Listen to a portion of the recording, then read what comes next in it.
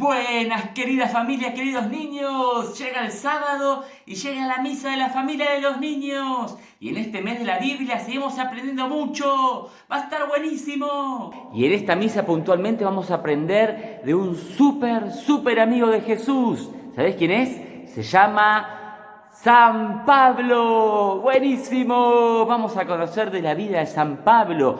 San Pablo fue un súper amigo de Jesús.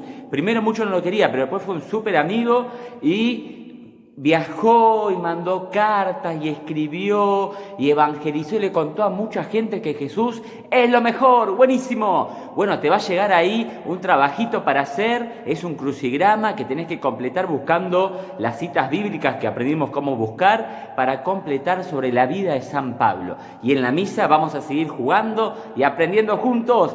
¡Buenísimo! ¡Viva San Pablo! ¡Viva! ¡Nos vemos el sábado! ¿Quién es Pablo? Para responder esta pregunta vamos a retroceder unos 2000 años hacia atrás. Por cierto, la historia que les contaré comienza en el libro de Hechos capítulo 8, para que la puedan buscar en su Biblia. Bueno, seguimos.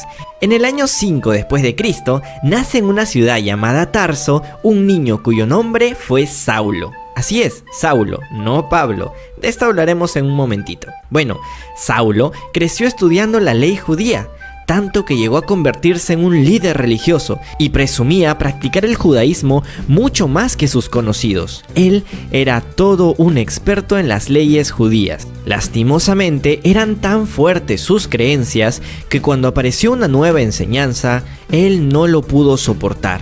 No aceptaba que hubiera personas que siguieran a Jesucristo y creyeran en Él incluso después de que fue crucificado. Así que fue agarrando poco a poco odio y más odio hacia los nuevos llamados cristianos. Fue así entonces que empezó a perseguir, arrestar y en muchos casos asesinar a todo aquel que creyera en Jesús y en sus enseñanzas.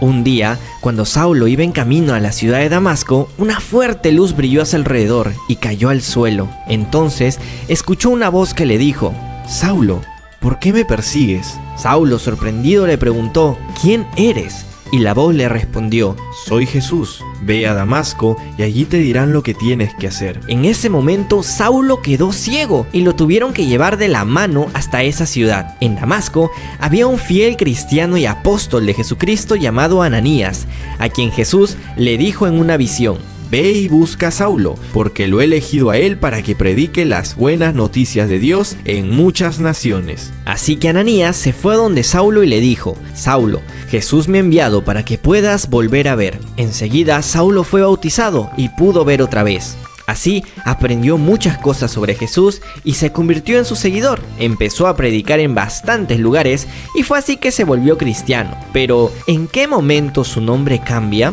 Pues algo cierto es que no sucedió en su bautizo, pero la primera vez que es llamado así la encontramos en el libro de Hechos capítulo 13 versículo 9, cuando Lucas nos narra y dice: «Entonces Saulo, que también es llamado Pablo, estuvo lleno del Espíritu Santo». Es a partir de ese momento que en la Biblia se le empieza a llamar Pablo en vez de Saulo.